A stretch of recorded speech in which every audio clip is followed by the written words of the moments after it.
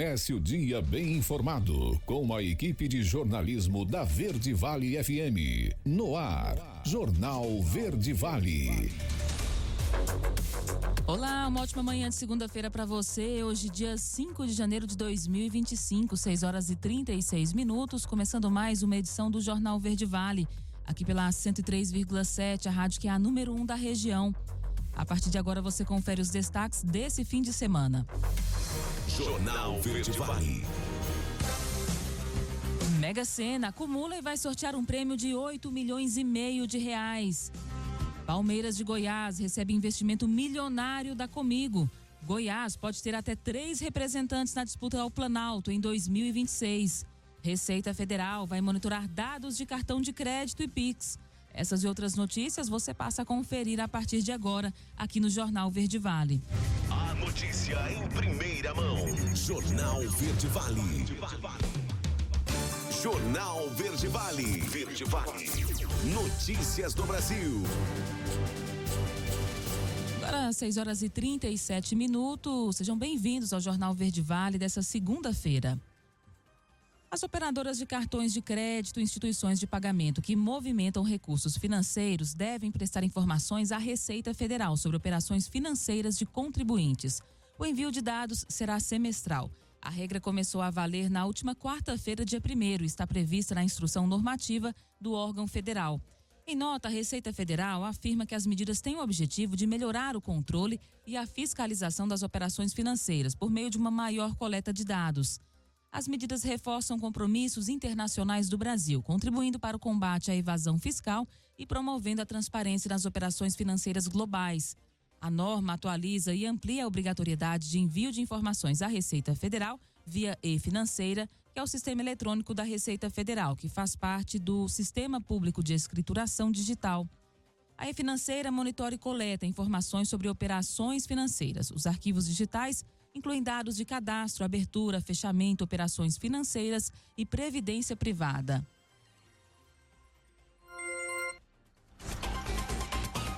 E dados de uma plataforma do Instituto Nacional de Pesquisas Espaciais, o INPE, que concentra informações de satélites sobre cobertura vegetal, desmatamento e queimadas, indicam que o país teve 1 milhão de focos de queimada entre os anos de 2020 a 2024.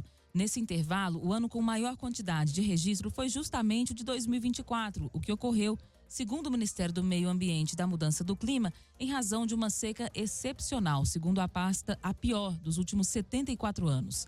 A maior parte dos focos está concentrada em 5 estados.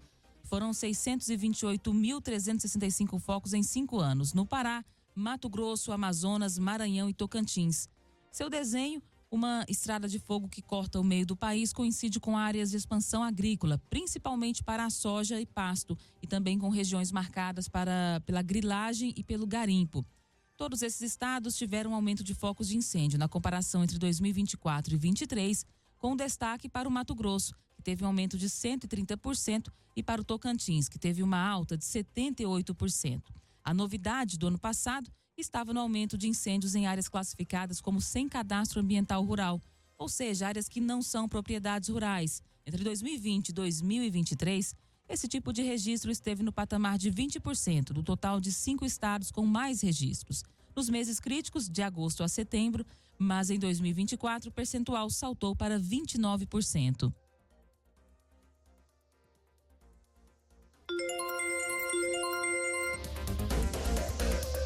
E o Sudeste e o Centro-Oeste terão chuvas volumosas ao longo dessa semana que está se iniciando. Quem vai trazer essas informações da previsão do clima é a Aline Costa.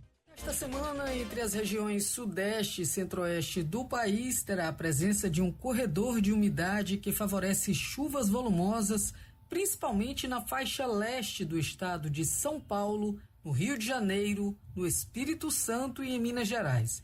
São áreas que podem receber cerca de 100 até 150 milímetros acumulados em 5 dias. É uma grande quantidade de água para uma região que já recebeu chuva significativa entre o final de dezembro e o início de janeiro.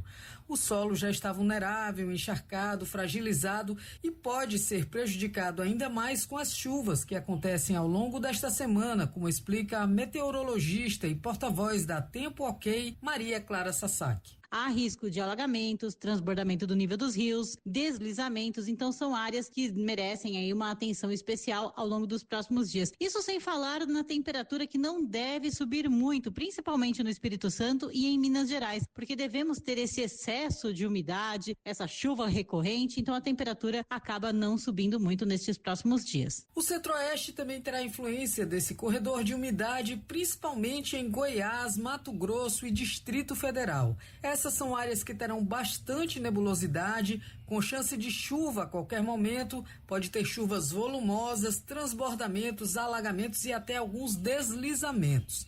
A chuva deve atingir ainda o Mato Grosso do Sul, principalmente as áreas do extremo norte, que fazem divisa com o estado e também com Goiás. No geral, Mato Grosso do Sul terá um predomínio de tempo mais firme. Já na região sul, a meteorologista afirma que a chance de chuva ao longo desta semana é bem pequena. Semana começa com predomínio de tempo firme na região sul. Algumas instabilidades conseguem provocar chuva entre Santa Catarina e o estado do Paraná, mas com baixos volumes acumulados, não alcançando aí os 10 milímetros diários. É uma chuva bem pontual. A temperatura deve até subir. Isso porque a maior concentração de instabilidade está entre o sudeste e o centro-oeste ao longo desta semana. A presença do corredor de umidade no sudeste deixará as nuvens carregadas no litoral sul da Bahia, em áreas que fazem divisa com Minas Gerais. Também trará condições de chuvas para os estados do Maranhão e do Piauí.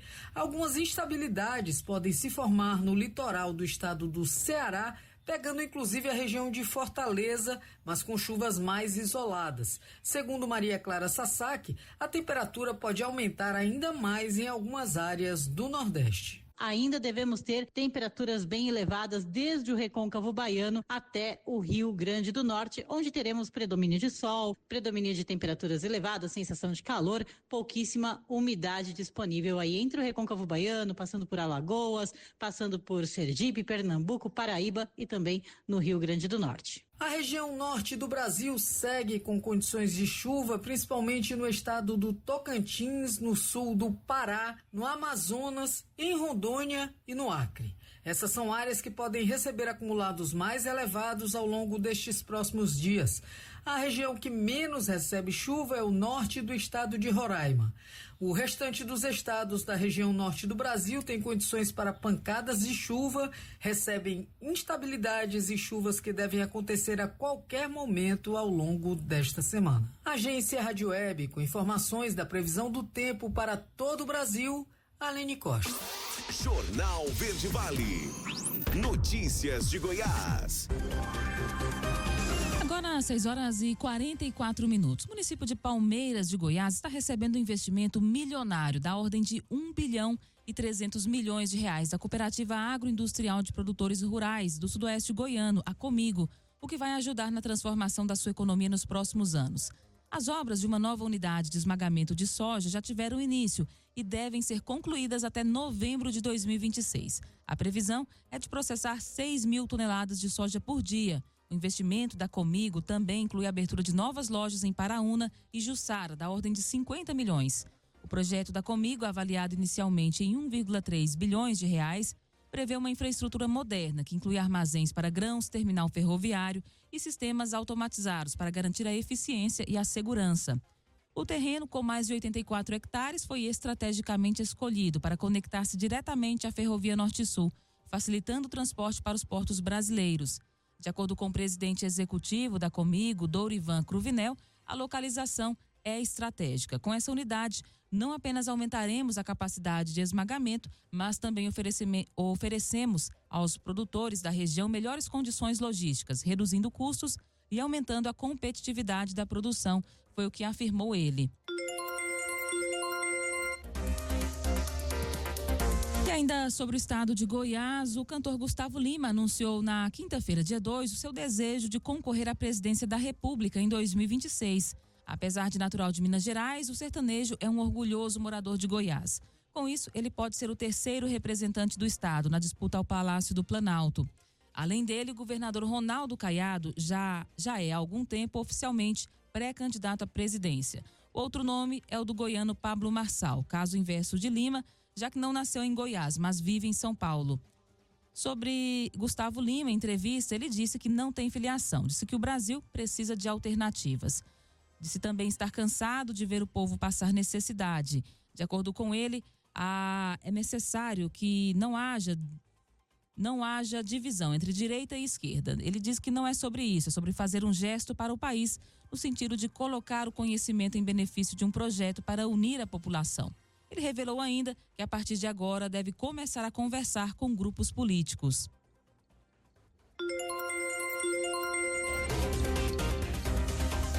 E falando sobre a região de Mineiros, a concessão da BR-060-364, que liga Rio Verde a Rondonópolis, será leiloada no próximo dia 24 de abril. Segundo informações preliminares, o projeto prevê a duplicação de 45 quilômetros, sendo 37 em Goiás, e a construção de 179 quilômetros de terceiras faixas, com 77 quilômetros também localizados em Goiás. O prefeito Aleomar Rezende destacou os avanços neste sábado, embora tenha apontado que esse modelo da concessão não vai atender plenamente às demandas locais, que são pela duplicação integral de toda a extensão da BR-060-364, desde Rio Verde até Rondonópolis, o que beneficia diretamente mineiros, o sudoeste goiano e toda a região centro-oeste. Não é nos moldes que gostaríamos, mas há uma previsão de duplicação de trechos e terceiras faixas. É o que temos para o momento. Nem tudo está como gostaríamos, mas já representa uma conquista importante para a nossa região, foi o que afirmou o prefeito Aleomar. A concessão abrange um total de 45 quilômetros de duplicação e melhorias estruturais que prometem oferecer a maior segurança e fluidez do tráfego, especialmente em áreas de alta demanda. O projeto também prevê a instalação de 5 praças de pedágio. A concessão é aguardada com expectativa por setores econômicos e também pela população, que esperam melhorias na logística regional. É algo a se comemorar, mesmo com ressalvas. Importante para a segurança viária e o desenvolvimento econômico, principalmente tendo em vista o escoamento da produção. Foi o que concluiu Aleomar Rezende. Para 6h48, atenção você, que gosta de viajar de avião, um quiosque foi interditado por práticas abusivas lá no aeroporto de Goiânia. Vamos saber os detalhes com Débora Marques. O Procon Goiás interditou um quiosque no aeroporto Santa Genoveva, em Goiânia, após denúncias de práticas abusivas. Funcionários da empresa ofereciam pacotes de benefícios aos passageiros, como descontos em passagens aéreas e assinaturas, e fechavam contratos sem consentimento. A interdição aconteceu após cerca de 50 reclamações em 2024, com cobranças de R$ 1.200 e falta de informações claras. Consumidores relataram que eram abordados de forma insistente, inclusive com horários próximos ao embarque. A empresa, que já havia sido notificada em outubro do mesmo ano, foi interditada por não ter contrato claro e captar clientes de forma abusiva.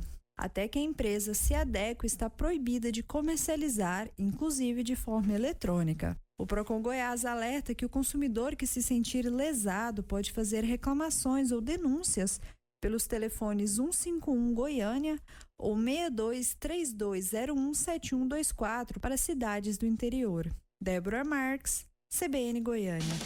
Jornal Verde Vale. Esportes.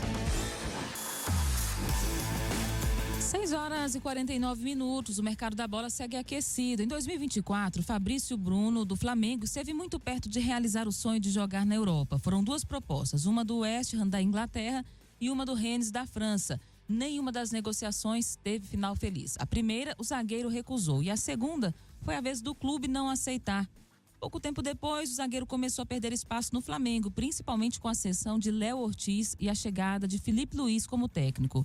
Agora, longe do sonho do velho continente, o jogador começa 2025 perto do clube que o revelou, o Cruzeiro. O clube mineiro quer a contratação de Fabrício Bruno, que é um desejo do técnico Fernando Diniz e de Pedro Lourenço, dono da SAF da Raposa. E o zagueiro vê com bons olhos esse retorno. As partes negociam a transferência em busca de um denominador comum. A primeira proposta de 5 milhões de euros, cerca de 31 milhões de reais, por 50%, não foi o suficiente para sacramentar a transferência. O Flamengo está aberto a negociar o jogador e espera uma nova proposta do clube mineiro. O valor deve ficar entre 7 e 8 milhões de euros, entre 43 e 48 milhões de reais, por uma porcentagem maior dos direitos econômicos. O Cruzeiro se interessa por 70% do jogador, que completa 29 anos agora em fevereiro. Dessa forma, o Flamengo manteria 30% de uma venda futura. Cláusula de bônus e de adesão de uma nova fatia dos direitos econômicos estão sendo discutidas. E o Palmeiras inicia 2025 sem a preocupação de perder algum jogador do elenco de graça antes do Mundial do Clube no meio do ano. Isso porque o Verdão renovou o contrato de grande parte dos atletas e tem apenas Marcelo Lomba, Mike e Marcos Rocha com vínculos até o fim desse ano. Os demais têm contratos longos que se resguardam. O clube também no mercado de transferências. A situação do trio para seguir no clube por mais tempo vai depender dessa temporada. Rocha e Lomba já têm idades mais avançadas e podem fazer as suas últimas partidas nesse ano. Mike vai precisar recuperar a parte física, já que sofreu com lesões em 2024, para conseguir uma renovação. A notícia em primeira mão. Jornal Verde Vale. Agora, na Verde Vale, os comentários de Alexandre Garcia.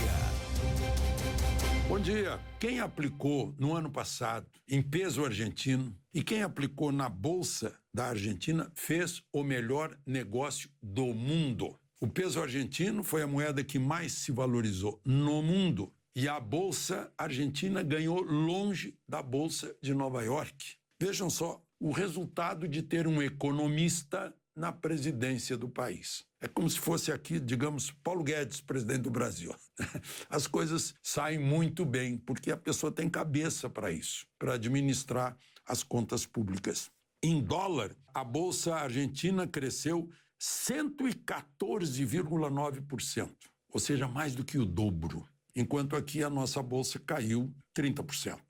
A melhor é a Argentina, a pior é a nossa. Em pesos, a Bolsa Argentina valorizou 174%, dá quase o triplo. Em real, a nossa caiu 10%. A Argentina ganhou longe da Bolsa de Nova York. Da Bolsa brasileira saíram 32 bilhões de reais e do Brasil saíram 16 bilhões de dólares. Então, como eu vi no Estadão desse fim de semana, o mundo está normal. Não tem nenhuma... O Brasil não está sofrendo por causa da guerra na Ucrânia, nem por causa da faixa de Gaza. Não tem nenhuma pandemia em cima do Brasil. A situação está normal, mas está despencando. Tá? O IPCA, ou seja, a inflação está acima do teto. O Banco Central não consegue conter o dólar. Né? Já torrou 34 bilhões de reservas em dólar, um déficit de mais de 1 trilhão.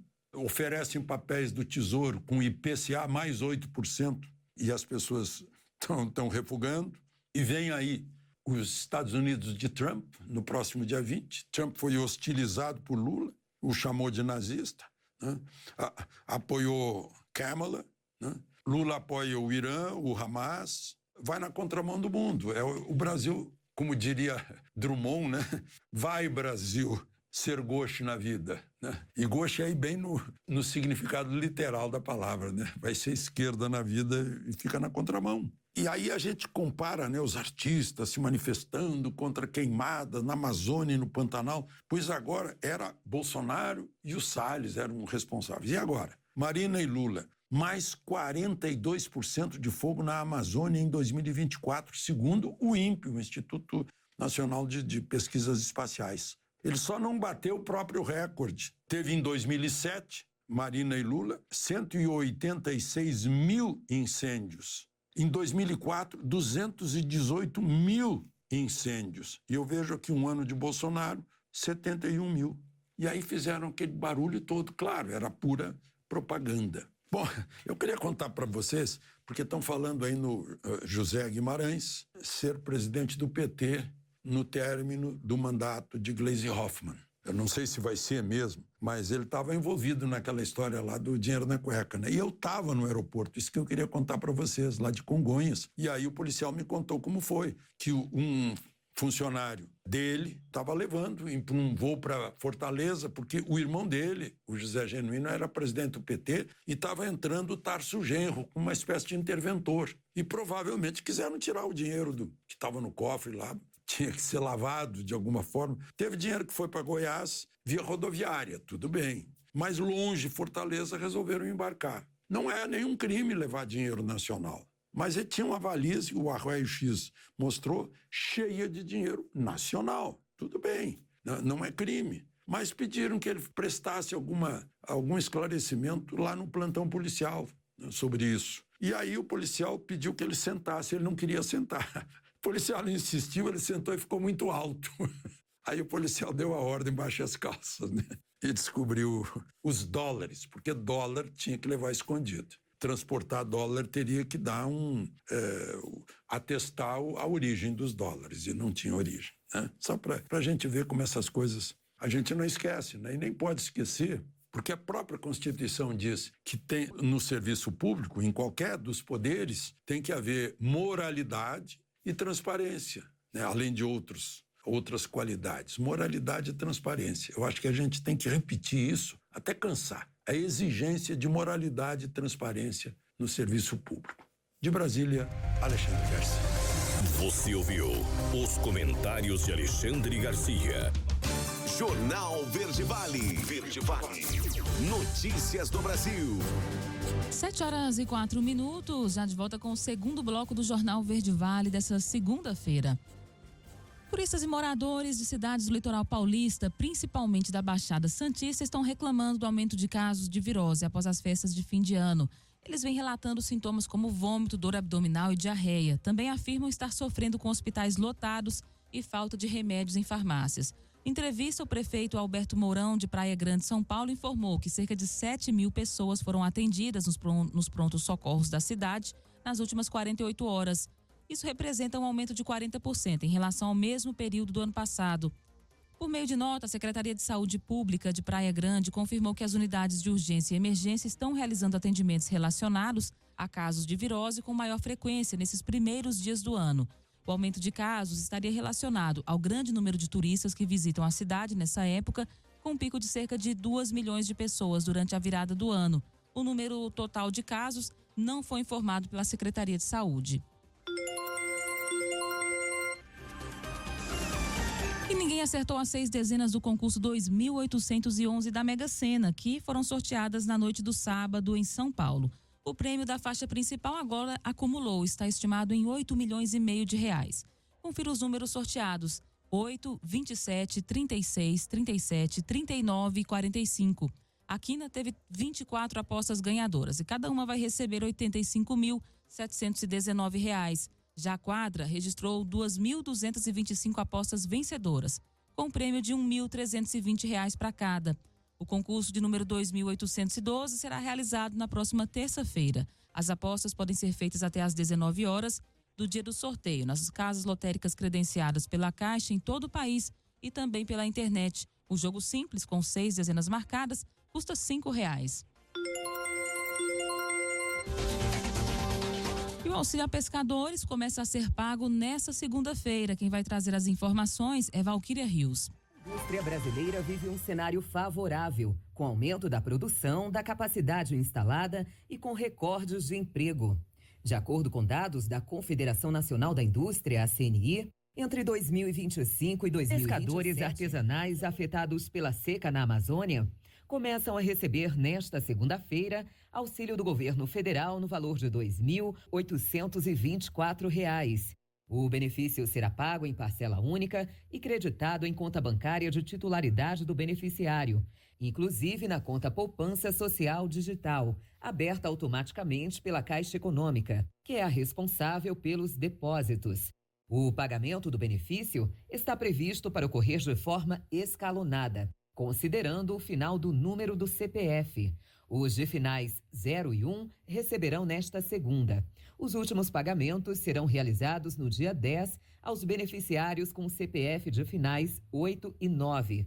Em novembro de 2024, o presidente Lula assegurou, ao lado dos ministros da Casa Civil, Rui Costa, e da Integração e do Desenvolvimento Regional, Valdez Góes, o auxílio emergencial para ajudar mais 115 mil pescadores da Amazônia. Agência Rádio Web, produção e reportagem Valquíria Rios. Jornal Verde Vale. Notícias de Goiás. 7h08. E após 15 anos foragido, um homem de 55 anos, acusado de homicídio na cidade de Imaculada, no sertão da Paraíba, foi preso pela Polícia Civil nesta sexta-feira, dia 3, aqui no estado de Goiás. O crime aconteceu em 2008, em um bar localizado no sítio Canela de Ema, na zona rural da cidade. De acordo com as investigações, o acusado teria assassinado a vítima a tiros, que morreu no local do crime. À época, ele residia na cidade vizinha de Água Branca, mas fugiu após o ocorrido e desde então era procurado pelas autoridades. Sob a coordenação do delegado Adriano Pinto, responsável pelo caso, as equipes da 16ª Delegacia Seccional de Polícia Civil da Paraíba deram sequência às investigações, conseguindo localizar o paradeiro do suspeito. Ele estava vivendo na cidade de Trombas, aqui no interior do estado de Goiás. A prisão foi realizada em conjunto com a Delegacia Regional de Polícia de Porangatu, município perto a Trombas. Após ser detido, o homem foi conduzido ao presídio de Porangatu, onde deve permanecer à disposição da Justiça enquanto aguarda a audiência de custódia. E uma jovem de 25 anos matou o companheiro de 37 anos para defender ela matou a facadas, esse companheiro para defender o filho de apenas 6 meses. Durante uma briga em Jaraguá, no centro do estado, informou a Polícia Civil. Segundo Marco Antônio Maia, o delegado responsável por esse caso, o homem tentou matar o bebê com uma garrafa de cerveja quando foi esfaqueado por ela no quarto do casal. O caso aconteceu neste sábado. A reportagem não conseguiu contato com a defesa da mulher. Em depoimento à polícia, ela confessou ter dado as facadas e afirmou que estava tentando proteger o filho de possíveis agressões. Marco Antônio afirma que ela agiu em legítima defesa. Segundo a Polícia Civil, antes de tentar atingir o bebê, o casal entrou em uma discussão, o que teria deixado o homem furioso. Após ser esfaqueado, os familiares da mulher chamaram a Polícia Militar e o Corpo de Bombeiros para atender a ocorrência. E um foragido da Justiça tomou posse como vereador na cidade de Ceres, é o que diz o Ministério Público. Vamos saber os detalhes dessa história inusitada com Débora Marques. Foi iniciada uma investigação sobre a posse de Oswaldo José Seabra Júnior, conhecido como Oswaldo Cabal, como vereador na Câmara Municipal de Ceres, na região central de Goiás.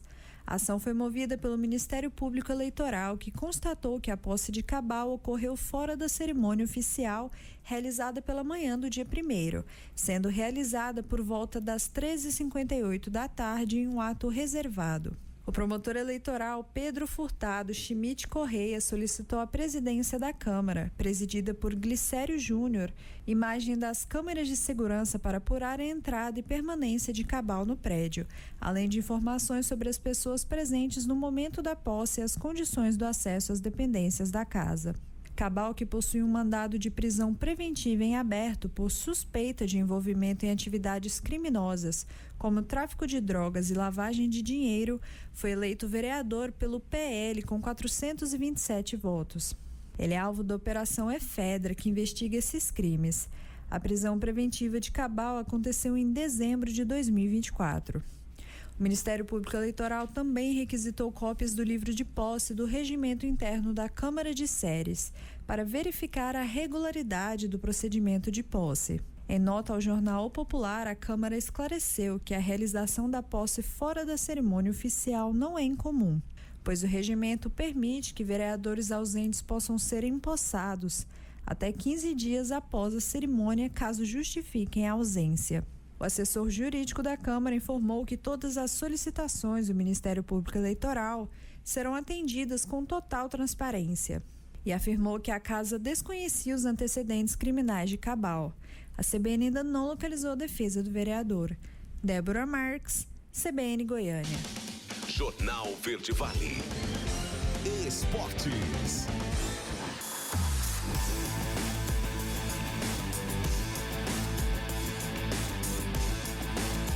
Agora, 7h12. E maior campeão da Copinha, o Corinthians iniciou a busca pela pelo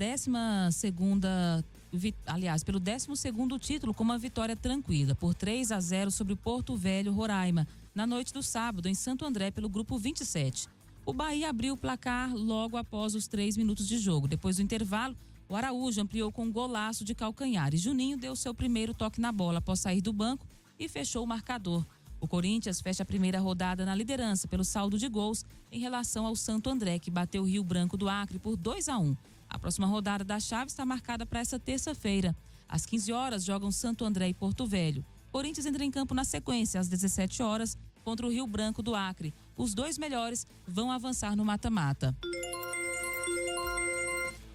E com uma gigantesca festa no Mineirão, o atacante Gabigol foi apresentado no Cruzeiro diante de mais de 40 mil torcedores. O atacante deu uma volta olímpica no gramado e concedeu uma entrevista coletiva, destacando a grandeza do novo clube. Ele também revelou bastidores da negociação. Ele disse que contaram uma fofoca para os jornalistas. O primeiro dia que Alexandre Matos foi lá em casa para assinar as coisas, eu realmente falei para ele que meu coração não estava pronto. Ele recebeu isso de forma negativa, mas depois conversamos e expliquei o meu jeito de ser e ele acabou entendendo.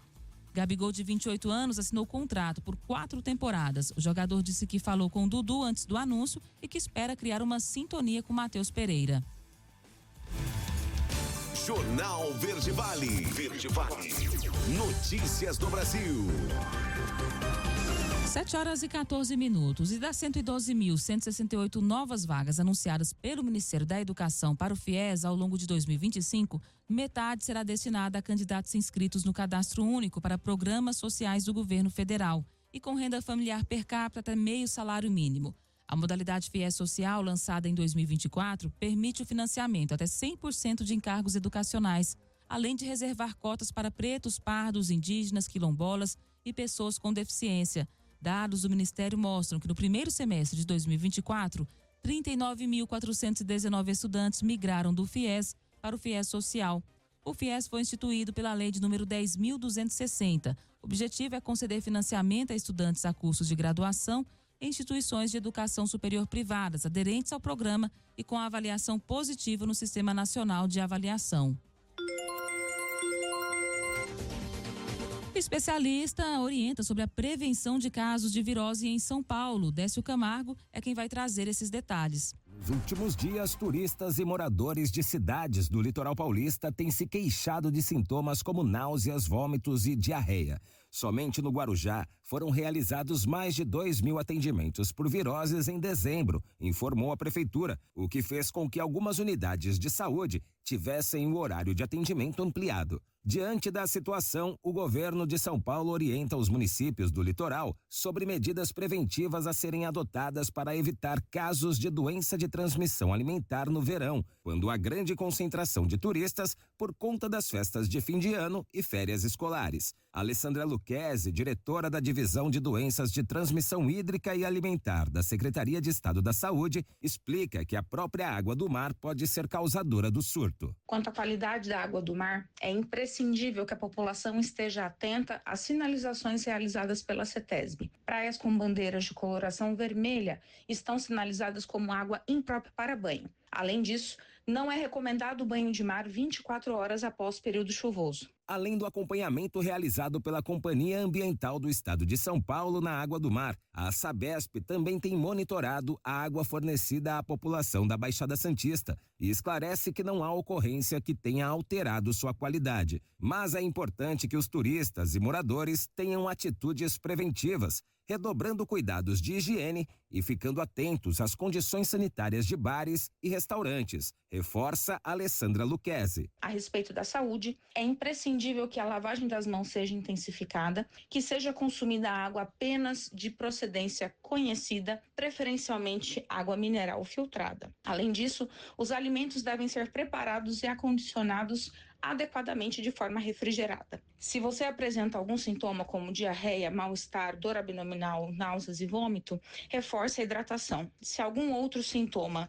for intensificado, é necessário que seja procurado o atendimento médico. Os municípios com aumento de ocorrências de diarreia aguda estão sendo orientados pela saúde a realizarem investigação epidemiológica e a coleta de fezes dentro de 5 dias do início dos sintomas, período fundamental para detectar o patógeno causador do surto. Agência Rádio Web de São Paulo, Décio Caramigo. Jornal Verde Vale. Jornal Verde Vale. Verde Vale. Notícias do Brasil. Agora, 7h25, já de volta com o terceiro e último bloco do Jornal Verde Vale dessa segunda-feira. O Instituto Nacional de Meteorologia emitiu um alerta de chuvas intensas para uma faixa que vai do Amazonas ao Maranhão, cobrindo também regiões do Pará e do Tocantins. Estão previstas chuvas de até 100 milímetros por dia e ventanias que podem chegar a 100 quilômetros por hora. Há risco de falta de energia elétrica, quedas de árvores, alagamentos e descargas elétricas. O aviso vale até às 10 horas da manhã dessa segunda-feira para quase 200 cidades desses estados e está classificado com nível laranja, que indica perigo. Além disso, chuvas mais brandas devem atingir boa parte do país. Cerca de 1.500 municípios de 13 estados e também do Distrito Federal devem registrar chuvas de até 55 milímetros, com ventos intensos. O alerta de nível amarelo, que representa perigo potencial, cobre todo o estado do Espírito Santo e também do Tocantins, e quase a totalidade dos municípios do Amazonas, Pará, Mato Grosso, Goiás e Minas Gerais. Também deve chover no norte de Rondônia, no sul de Roraima, no sudoeste do Maranhão e do Piauí, na região oeste e no extremo sul da Bahia e no norte do Rio de Janeiro. O IMET recomenda que a população evite usar aparelhos eletrônicos ligados à tomada durante as tempestades. Em caso de rajadas de vento, também não se deve buscar abrigo embaixo de árvores, nem estacionar veículos próximo a torres de transmissão e placas de propaganda. Também é importante seguir as orientações da Defesa Civil e do Corpo de Bombeiros de cada local.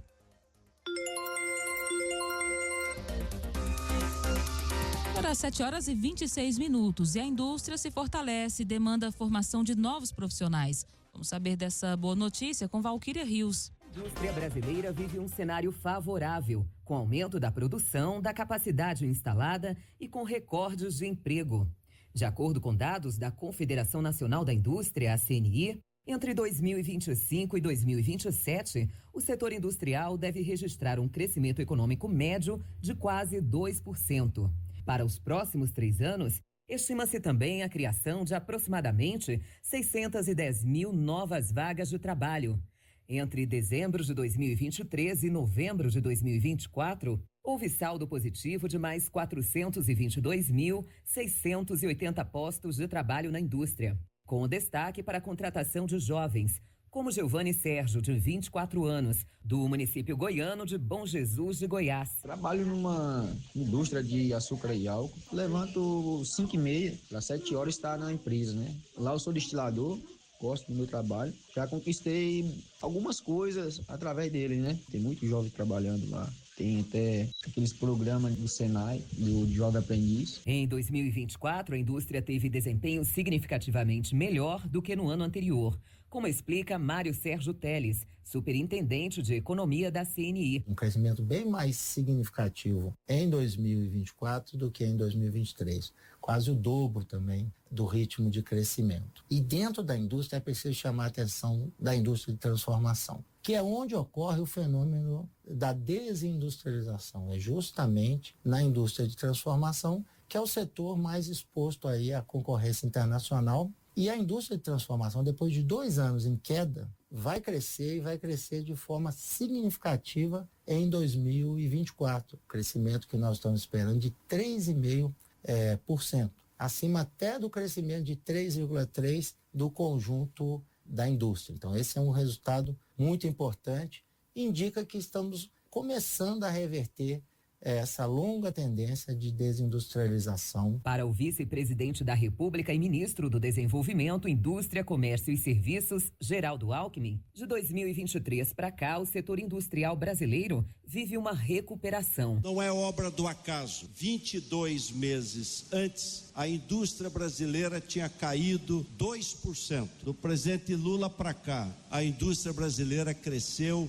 5,8%, gerando mais emprego e mais renda para a população. A fala de Alckmin é corroborada pelo economista William Bagdasarian. Segundo ele, as medidas de apoio à indústria adotadas pelo governo federal influenciaram os resultados positivos. O Ministério da Indústria e Comércio trouxe algumas medidas que de fato ajudaram para restaurar a capacidade industrial do país. Então ele reflete esse momento da economia. De acordo com a CNI, o Brasil precisará formar 2,2 milhões de novos profissionais e requalificar 11,8 milhões que já estão no mercado de trabalho para atender a demanda da indústria até 2027. Domínio de máquinas, equipamentos e softwares, competências comportamentais como pensamento crítico, inteligência emocional, criatividade e inovação, além de ações de saúde e segurança no trabalho, compõem um rol de novas habilidades que precisarão ser adquiridas por quem pleiteia vaga de emprego na indústria. Agência Rádio Web, produção e reportagem Valquíria Rio. Jornal Verde Vale. Notícias de Goiás. 7h30. Com investimentos que já superam 7,4 bilhões de reais desde 2019, a educação pública de Goiás inicia no próximo dia 20 de janeiro o ano letivo de 2025. Cerca de 1.000 escolas estaduais em todo o estado de Goiás abrem os portões. 500 mil de estudantes são aguardados. O calendário escolar desse ano, devidamente aprovado pelo Conselho Estadual de Educação, está disponível no site da Secretaria de Estado da Educação, goiás.gov.br/educação. O ano letivo se encerra no dia 19 de dezembro, contabilizando ao todo 201 dias letivos, sendo 106 no primeiro semestre e 95 dias no segundo semestre.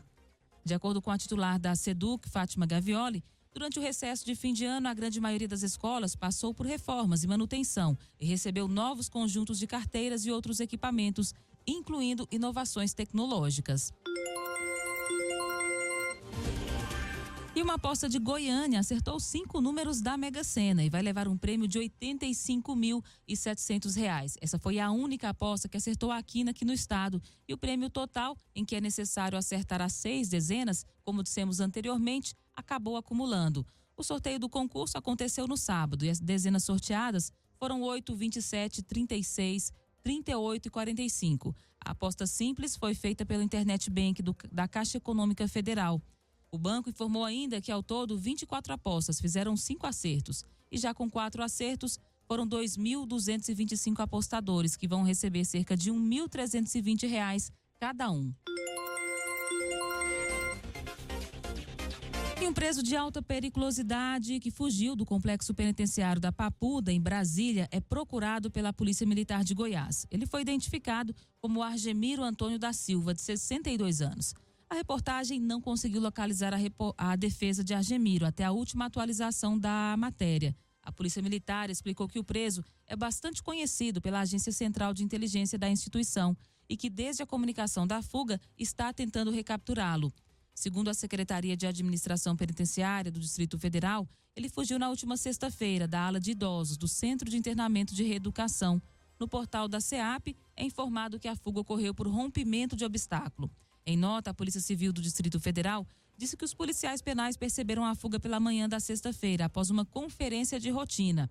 A Polícia Civil também explicou que, ao fazer buscas no presídio, a Polícia Penal encontrou 4 barras de ferro da grade do banheiro cerradas. E já no corredor do bloco foi achado um cobertor com cordas, além de pegadas na porta. A polícia também informou que a concertina do estacionamento foi encontrada cortada.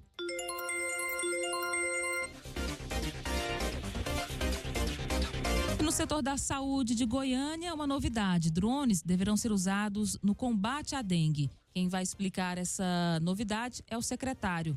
Confira nessa matéria de Laila Alves. O secretário municipal de saúde, Luiz Pelizer, disse durante o mutirão de limpeza à CBN Goiânia que o estudo para a licitação da compra de drones que serão usados no combate à dengue já começou. Segundo ele, o objetivo é usar a tecnologia para otimizar o serviço de combate à dengue. Ele explicou que os drones serão usados para fazer a aplicação de larvicidas. E nossa intenção é usar tecnologia, usar coisas que aumentem a eficiência. Ao invés de um agente com uma bomba nas costas, carregando 25, 30 quilos nas costas, indo de casa em casa, basear no mapa de contaminação, basear nos focos colocados, levar um drone naquele local, pulverizar aquele local. Então, ao invés de você percorrer uma rua toda a pé, você está percorrendo ela de maneira mecânica, entre aspas, com o drone, pulverizando pontos específicos, otimizando o custo, diminuindo o tempo de combate por área e na tentativa de que a gente consiga debelar esses focos. Eu também o questionei sobre uma possível epidemia de dengue na capital neste ano, já que, segundo a Secretaria Estadual de Saúde de Goiás, mais de 60 pessoas morreram com dengue em Goiânia. Ele disse que, como muitas medidas não foram tomadas na gestão passada, há esse risco. Pode ocorrer crise, por falta dessas políticas de planejamento. A gente vai ter um aumento do número de casos, a gente vai ter um aumento de gastos nesse momento para poder contornar essa crise, mas a gente tem como meta esse ano não haver óbito de dengue na região de Goiânia. As visitas dos agentes de combate a endemias devem ser retomadas mais intensamente a partir desta segunda-feira. Isso porque o prefeito Sandro Mabel publicou um decreto que declara emergência em saúde pública no município em razão da epidemia de dengue em Goiânia. O documento suspende férias e folgas dos agentes, determina o cumprimento de jornada de 40 horas e o retorno imediato às atribuições originais de todos os agentes comunitários de saúde e agentes de combate às endemias. O decreto abrange cargos em comissão ou função de confiança. Laila Alves, CBN Goiânia. Jornal Verde Vale. Esportes. 7h36. Em busca do Penta, o Flamengo estreou com uma vitória na Copa São Paulo de Futebol Júnior. O rubro-negro venceu por 5-0 o Cruzeiro da Paraíba e se tornou líder do grupo 23. O time carioca dominou a partida diante de uma equipe estreante na competição. Felipe Lima, Pedro Lemos, Douglas Teles, Germano e Ryan Roberto foram os autores dos gols. Pela segunda rodada, o Flamengo vai enfrentar o Zumbi na quarta-feira, às 21h30 de Brasília. O outro confronto acontece no mesmo dia, às 19h15, entre São Bernardo e Cruzeiro da Paraíba. E Rodrigo Garro é indiciado por homicídio culposo na Argentina. Quem vai trazer os detalhes desse caso é Christian Costa. O meia Rodrigo Garro deu um novo depoimento neste domingo, dia 5, em La Pampa, na Argentina. O meia do Corinthians apresentou a versão dele sobre acidente de carro no último sábado. O jogador foi indiciado por homicídio culposo, quando não há intenção de matar. Na madrugada de sábado, Rodrigo Garro se envolveu em um acidente com um motociclista. O meia do Timão dirigiu uma caminhonete e bateu numa moto. Nicolas Chiaraviglio, de 30 anos, que dirigia a moto, morreu na colisão. O meia do Corinthians estava acompanhado de Facundo Castelli, que joga no Emelec. O jogador foi enquadrado no artigo 84 do Código Penal. Ele trata de condução imprudente e negligente de veículo automotor. Garro teve a carteira de habilitação suspensa em virtude disso. Ainda neste domingo, o advogado do meia deu detalhes da versão do jogador sobre o acidente. David Van afirmou que Garro dirigia um carro alugado e que havia consumido 1 ou 2 taças de bebida alcoólica antes da colisão. Ainda segundo o advogado, a moto envolvida no acidente estava com as luzes apagadas. Rodrigo Garro vai a julgamento em liberdade. Não há nenhum impeditivo para o meia deixar a Argentina. Nesta segunda-feira ele deve viajar ao Brasil e se representar na terça no Corinthians para iniciar a pré-temporada. Agência Rádio Web, produção e reportagem, Christian Costa. Agora, 7h38. E o atacante Luis Soares teve um papel importante para evitar um suicídio neste fim de semana no Uruguai, segundo o jornal espanhol Marca. De férias com a família no país natal, o jogador do Inter Miami esteve com a esposa em uma região de Canelones e conversou com um homem que ameaçava se enforcar caso a companheira não aparecesse. A situação começou por volta das 23 horas da sexta-feira e durou por quase 20 horas, até às 5h30 do sábado. De acordo com a polícia uruguaia, o homem subiu em uma árvore naquela noite e disse que só sairia de lá quando sua companheira, de 53 anos, estivesse no local. As autoridades que chegaram ao local perceberam que ele estava desarmado, mas que tinha uma corda amarrada no pescoço. Com o passar das horas e a permanência do homem na árvore, a situação chamou a atenção de curiosos e figuras públicas. E aí que entrou a participação do ex-atacante do Grêmio.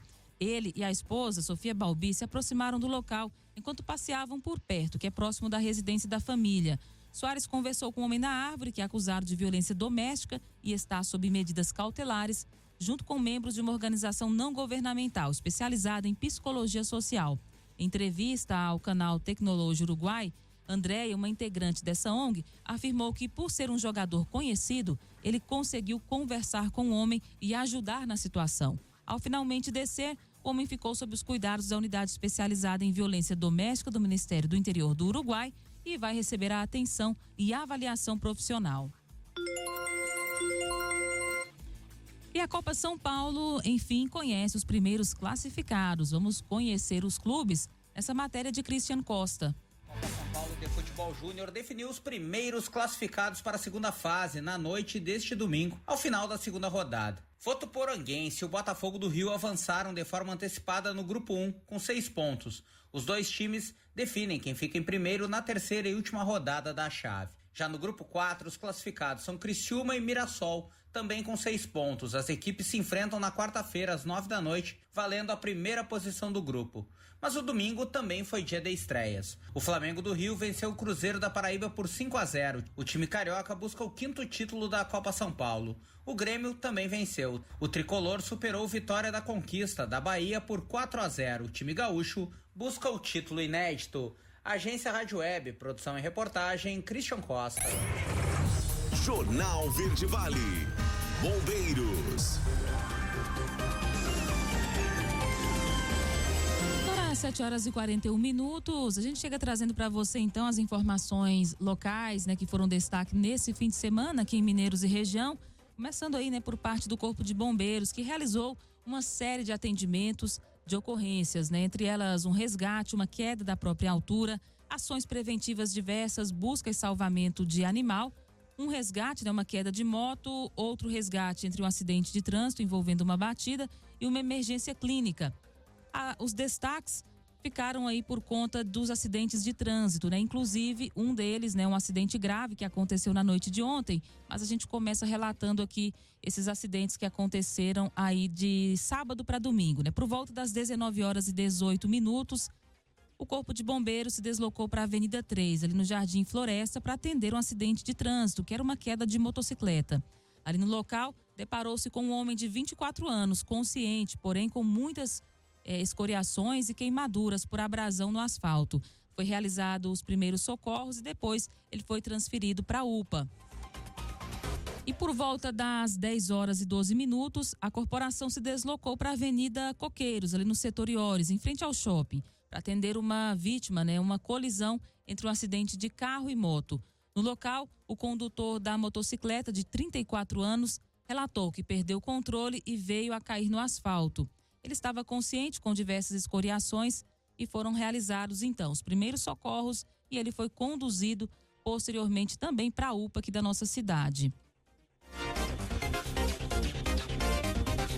E ontem nós tivemos um acidente de maior gravidade que foi registrado, né, por volta das 21h. O Corpo de Bombeiros foi acionado para realizar o atendimento.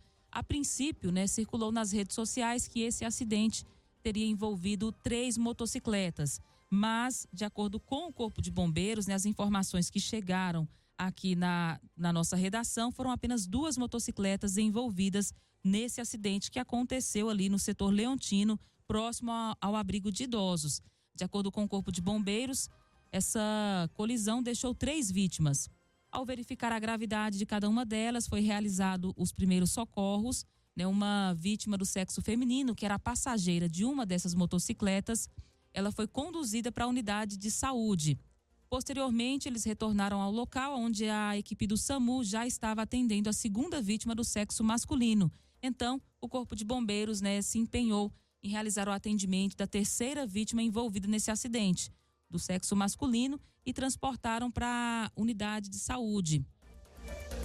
Com relação ao estado de saúde das 3 vítimas, né, circulam nas redes sociais informações, né, de que a mulher envolvida nesse acidente se encontra em estado grave. Porém, né, a gente sabe que a unidade de pronto atendimento, a UPA, ela não repassa as informações com relação ao estado de saúde das vítimas. A gente vai acompanhar esse caso, mas torcemos aí, né, para a recuperação dessas vítimas, que acabaram envolvidas nesse acidente de trânsito entre 2 motos ontem ali por volta das 21h aqui em Mineiros.